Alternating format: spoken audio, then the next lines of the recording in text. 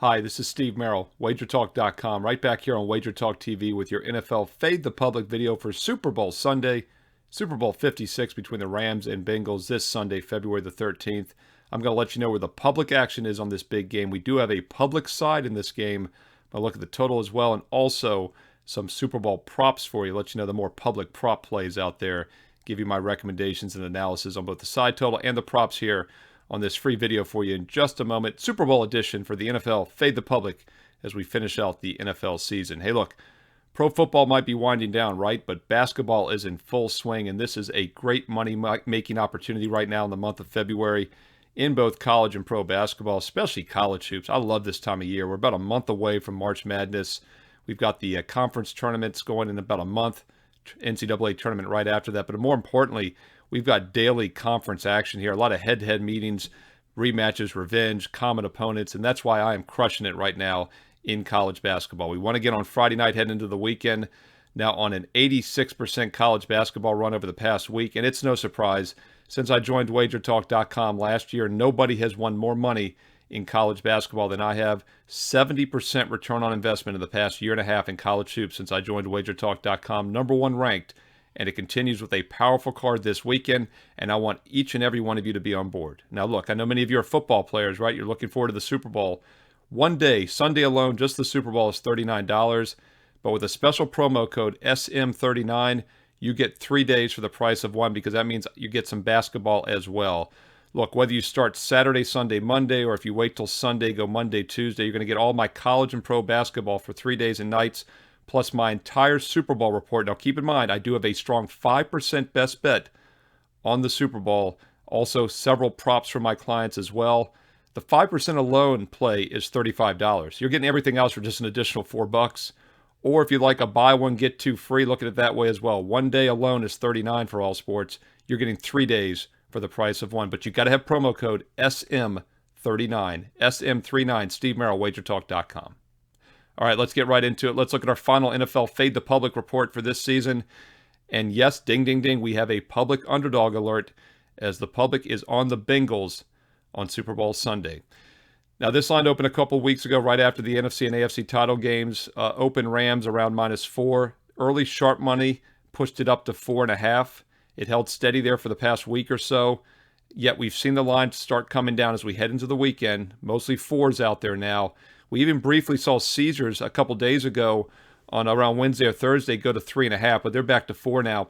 What's interesting, though, is why most books dropped back down to 4 the past couple days. A couple of the Las Vegas books have stayed at 4.5. Keep in mind, Las Vegas gets a lot of Los Angeles tourism and traffic over the weekend, so they very well might stay at 4.5 this weekend, where the rest of the books around the country and the rest of the world maybe go to 4. But overall, the metrics I look at, the public is on the Bengals in this game. And it's always a red alert, always a red flag, rather, when they're on the underdog. Now, keep in mind, in these big games, whether it's the NCAA tournament, championship games in general, the public does tend to play dogs a little bit more than they do in the regular season because these are quality underdogs. But Cincinnati's looking pretty public. And to cement the fact was about a week ago when I saw Mattress Mac from Houston put $4.5 million on the Bengals. Well, last I saw, it's up to like $10 million he has bet on the Bengals now. Now, that's just one guy, but let's keep in mind he did have the Houston Astros against the Atlanta Braves this past fall as his big play. That didn't work out too well in the World Series. So, all kidding aside, Cincinnati does look like a public underdog in this game, and that is the most public play I've seen here on either the side or total. Now, as far as the total goes in this game, a little bit of a lean by the public to the over, nothing out of the ordinary. The public about 60% of the time plays over. They play favorites. So when they're leaning towards the dog like they are with the Bengals, that does catch your eye. As far as the total, it's about an average slight lean by the public to the over. We did see the sharp money coming on the under last week, though. It instantly dropped this total from 50 down to 48.5.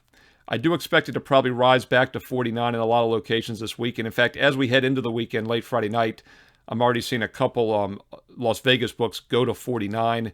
Most other books around the world still have 48.5. Now, let's talk about key numbers. 49 and 50 are what I call dead numbers. It's unlikely games land on 49 or 50. 51, a very key number. One of the most important totals is 51. We've yet to see that. I don't think it goes back that high. The question is, does it ever hit 48, which it's yet to do? 48 is a pretty key number as well. If you like the over at 48, you would have some value at that point. But once again, we're seeing some 49s pop. I think 48.5 is probably going to be the low. It'll probably tick a bit this weekend. I think the public will come in a little bit more in the over after the Sharps hit it earlier a couple weeks ago. What's strange to me about the Sharps playing this game under early, if you know the public probably plays overs, why would you have bet under 50? Why not wait and try to get that key number 51? So maybe there was a little bit of line manipulation, and we will see it rise a bit with some buyback from the Sharps as well. So keep an eye on the total. I don't think it's going to move too much around the 48.5, 49 mark. As far as the side, once again, 4 is looking like a pretty solid number now with the Rams as the favorite. Before we look at some props, let's quickly analyze the side and total here for you. Of course, this game is in the Rams' home stadium, SoFi Stadium in Los Angeles, Inglewood to be exact, but LA, Los Angeles area. Last year was the first time in Super Bowl history, 55 times, that we'd never seen a home team play at home until last year, and the Buccaneers won that game, of course. Home teams do get a few more tickets, and then all the other teams normally split them. But if you saw that San Francisco game a couple weeks ago, the 49ers crowd sound louder than the Rams crowds. This isn't exactly a strong home crowd in general. I think they'll have a little bit of an edge. Maybe it's worth a point. You know, NFL home teams only had about a 1.5 point advantage in all games this season. So home field has just not been worth what it's been worth in decades past. But I did think due to the familiarity and the comfort level, maybe you give the Rams a point. Also, keep in mind the Rams were in the Super Bowl 3 years ago. Sean McVay was there. He did not perform well. Only 3 points in that ugly game against New England. I think a lot of that was the Belichick factor. Not sure that'll be the case in this game. But I do think you can make a case the Rams have a little bit more big game experience in the Super Bowl since they were there 3 years ago. Of course, Matthew Stafford, the quarterback, was not there. And you can almost make an argument that Joe Burrow has more experience in big games than Stafford because Burrow won the national title 2 years ago with LSU and played extremely well on the national stage. So I think the experience factor is kind of a wash. Maybe home field and experience is maybe worth a point to the Rams. I thought this line was going to come around 5.5, so it's a little bit lower than I expected. And once again, I think that's an indication that the Bengals are a bit of a public underdog here with the line sitting at 4. My power ratings and projections was right around the 5 range when the games were complete about a week ago. One thing I will point out is the Rams played a tougher schedule. They're in the hardest division in football, the NFC West, with the 49ers and Cardinals and Seahawks. If you look at the offensive numbers this year, both teams averaged exactly 6.1 yards per play against a schedule that allowed 5.7. But once again, the Rams played slightly tougher schedule, but the defensive opponents faced were equal. So both teams pretty much equal offensively based on my numbers.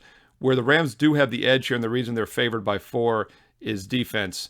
Rams gave up just 5.4 yards per play. The Bengals gave up 5.8, and both played opposing teams that averaged about 5.7. So Rams about 0.7 yards better yards per play. Bengals only 0.3 better, and that was against a slightly weaker schedule as well. Turnovers are always a key in the big game. One thing Cincinnati's done extremely well is take care of the ball. Back in mid-December, they lost in overtime against San Francisco at home by 3. They had 4 turnovers in that game. They then did not turn the ball over in the next 5 games combined. And in the last 2 playoff games, they've only had 1 turnover in each of the past 2 games, those upset wins at Tennessee and Kansas City. In fact, the past 7 games now, the Bengals are 6-1 straight up. The only game they didn't win was against Cleveland, the season finale, when they rested their key players, including Joe Burrow. So you scratch that one. They won all other 6 games, and they've covered all 7, and they've had just 2 turnovers in all 7 games. So obviously they're taking excellent care of the football. That's the reason they're in the Super Bowl. The question becomes, can they continue to play such error-free football against a good Rams squad? LA, meanwhile, 1 turnover last week, 2 weeks ago against San Francisco. No turnovers in the first playoff game against Arizona, but they did have 4 turnovers against Tampa Bay and still were up 20-3 early in that game. Could have been up 27-3 at the half, but they fumbled on the 3-yard line and won at the last second 30-27. Of course, last week, Cincinnati, you could say they were fortunate to even be in this game. They're down 21-3, and Kansas City gets no points from about the 3-yard line at halftime. Otherwise, Kansas City wins that game because it goes to overtime eventually. Both of these teams have been playing extremely well, though, down the stretch. Cincinnati's gone under 4 straight. The Rams have gone under 2 of the last 3. And once again, that's one of the reasons we've seen some of that sharp early money coming on the under. But if you look at how these teams performed against good passing quarterbacks this year, they both gave up in the mid to high 20 range. So definitely 2 ways to look at the total on this one. One other thing I'll point out about this game is, once again, a third down percentage. This is something not people are talking a lot about, but does look like the Rams have the edge there. LA 45% from third down this year. Bengals only 41%. And third down conversions are so critical in a tight game. That very well could be one of the differences. The other edge I think the Rams have also is special teams. Both teams have good kickers, but I think the Rams have the better return unit. Obviously, Cooper Kupp is a dangerous weapon, especially if he runs back some punts. Rams average 12 yards per punt return. Bengals, meanwhile, averaged only about 7.5, so pretty big edge in the punt return game. And we often see special teams make a difference in big-time games, and especially the big game factor. We often see a defensive or special teams touchdown. That could be a difference here and also could affect that total. Obviously, a defensive or special teams 7 points goes a long way. That's about 1/7 of the overall total there. So once again, recapping the side in total, Bengals are a public underdog in this game. A little bit of a public lean to the over, nothing out of the ordinary, but I'd say the most public play in this one is Cincinnati +4. All right, we got a couple extra minutes here. Let's look at some props, right? Before I do so, though, quick reminder, the Super Bowl is great. We do have a strong 5% best bet on this game on the total. I recommend you go get that right now. And if you're going to do so, you might as well get 3 days and nights of college and pro basketball as well. And you can do so right now for just an additional $4. The big play itself is $35. Get an additional 3 days and nights of college and pro hoops for just $4 more with this 3-day special. It's buy one, get two free. 1 day alone is $39. You get 3 days all sports for just $39, but you got to have the promo code SM39. SM39. SM39. 3 days and nights all sports. Steve Merril, WagerTalk.com. Don't forget about college basketball. Nobody has won more money the past year and a half since I joined the site in college hoops. A 70% return on investment in the past year and a half. 6-1, 86% run this past week as we head into the weekend. College hoops is where it's at in February. NBA is great. Super Bowl is great as well. Hey, let's look at some props here. Now, look, it's hard to get public information on props, but I've been talking to a lot of sources, odds makers, handicappers, people out of the media row this week in LA, just to kind of get a feel for where everyone's kind of on one side of certain props. And a couple that jumped out to me, I talked to Dave Sharapan on Tuesday's edition of Wager Talk Today. And by the way, don't forget, all the shows are archived right here on Wager Talk TV 24/7. I guest hosted with Teddy Covers Monday through Friday this week. We talk Super Bowl every day with all the guests, tons of props and other information. I highly recommend going back and watching some of those episodes. But on Tuesday, we had Dave Sharapan on. He's at Media Row, former odds maker. And he said everybody likes Akers props over. Akers is a guy that's getting healthy now. He's getting more action. And a lot of people are looking at the Akers props over. So, look at those. Be careful with those. They're probably a little bit inflated. Also, field goals. Everybody thinks there's going to be a lot of field goals, and it's understandable why. McPherson's had 4 field goals in each of the 3 playoff games, 12 field goals in the 3 playoff games. But this is the guy that's only averaged about 2 per game all season. So, once again, you're going to have inflated prices with this. I'm not saying there's necessarily bad bets. I'm just letting you know where the public is kind of one-sided on props. Akers props to the over.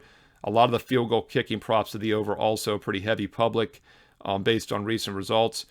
Cooper Kupp, obviously his props are going to be inflated. Hard to argue against that, though. He's been unstoppable all season, and Bengals don't exactly defend that type of player well. So you're going to get an inflated number. And by the way, if you like under props, this is something that you always want to keep in mind. Since the public in general plays over, especially on props, and a lot of that money comes in on game day and this weekend, if you like over props, you probably want to play them sooner than later. A lot of those that I just mentioned are getting over love all week. They're going to continue to rise.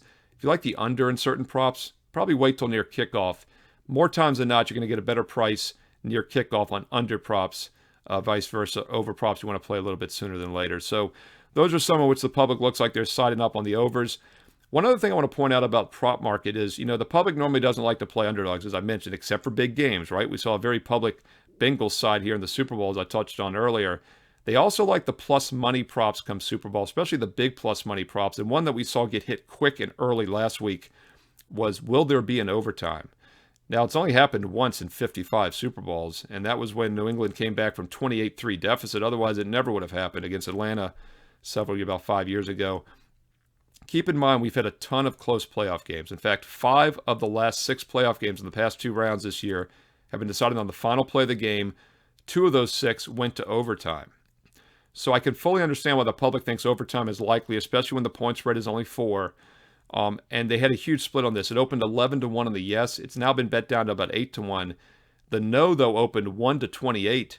Now that's like 1-18, even less in some spots. If you can get it as low as 1-12, there's actually value with the no, because let's look at the math. Let's say 1 game a week goes to overtime, 1 out of 16, right? That's roughly maybe like 8% or so, okay? Now, in the Super Bowl, obviously, we haven't seen it happen much. We used to have more mismatches back in the day. By the way, 1 out of 16 is about 6.25% to be exact. I know many of you are going to check my math there, but say it's about a 6% chance of happening, right? 20 to 1 is 5%, okay? When the odds makers set the initial odds at 1 to 28 and also at 11 to 1 on the yes, basically what they're saying is there is roughly a 19.5 to 1 odds that it happens. That's about 6%. So that's exactly where the math probably should have been, and I would agree with that. So if you can get less than that now, which is 1 to 18 or 1 to 12 in some spots, there is actually value with the no. There's definitely no value at 8 to 1 or even at 12 to 1, the initial number, or 11 to 1 on the yes. But the public likes the low risk, high reward, but just be careful with that prop. I know recency bias plays a large part in how the public decides things. We talk about that every week here. What they just saw most recently sticks in their mind. I know there's been a lot of close games, but most likely this one will not go to overtime. Along the same lines, I saw a couple of sports books that have will the game land on exactly 3 points either way. I thought this one was interesting. I saw about a plus 265 on the yes, around a minus 380 on the no. There's actually value with the no here, and I'll explain why. First of all NFL games over the decades, recent decades, about an 18% of the time, NFL teams win by exactly 3. Now, about 10% of the time, the favorite is going to win by exactly 3. About 8% of the time, the dog is. Okay, so we'll say 18% overall. This is a small spread, 4, so we'll say that's probably about right? 10% chance the Rams win by 3, 8% the Bengals win by 3. That's 18%. Now, once again, a 20% chance would be minus 400, okay? The no is only minus 380. So once again, that's about a 24% chance it happens. I don't think it's that high. You definitely do not want to be playing plus 265 on the yes, because then you need almost a 30% chance. So once again, we've seen a lot of close games, a lot of 3-point margins the last couple of weeks in the playoffs. I get that, but because of that recency bias, there is actually value with some of the big minus money props, such as no on the overtime, no that the game is not decided by exactly 3 points. At minus 400 or less would be my cutoff on that. No on the overtime. Once again, you want it in that mid, 1 to 15 or less range, maybe 1 to 18 or less at most. Point is, the public likes the big underdog prices on some of these props. Will there be a safety? There's never value with that one. I know it happens occasionally, but the no actually has some value there as well. So just be careful with those. It's a little counterintuitive. It's the one time, don't be afraid to lay big juice. Professional bettors do that. In fact, professional bettors routinely lay minus 2, minus 300 on props in the Super Bowl because the public overreacts to the plus money. So once again, just a little look there at the prop market. Hey, do me a favor. Comment below. Let me know your favorite props. I mean, there's hundreds of them. We don't have enough time to go over all of them. Those are just a couple I thought that looked pretty public. Let me know your favorite props where you think there's value. Let me know which ones you think are public and that you're staying away from maybe for that reason. And I love the novelty props. National Anthem. Hey, I talked about it with Andy Lang and Teddy Covers on the Friday edition of Wager Talk today. Minus 200, no cleavage. I love that bet. Andy Lang brought that to my attention. Do some research on that one. Of course, these bets are only available offshore. They're not at the U.S. legal sports books for numerous reasons, but they're still fun to talk about. Stay away from the coin flip. Tails never fails, except when it does fail 50% of the time. Keep that in mind. And once again, like, subscribe, comment below. Let me know your thoughts on the Super Bowl, which props you're looking at this weekend for the big game. And don't forget about basketball. College basketball top 25 video every weekend here I'm doing now for WagerTalk TV. And don't forget also, #1 ranked in college hoops the past 2 years since I joined the site. 70% return on investment. 86% run this past week as we head into the weekend in college basketball. Now's the time to be on board. And you can get basically 3 days for free. Look, the $35 5% NFL best bet for the Super Bowl is a must, right? Add $4 more and get that 3-day special for just $39. 3 days for the price of one. Promo code SM39. SM39. Steve Merril, WagerTalk.com. Best of luck. Enjoy the big game. Hit the like button. Subscribe. Most importantly, comment below. Let me know your thoughts on Super Bowl 56. And I'll talk to you again soon right here on Wager Talk TV. Best of luck.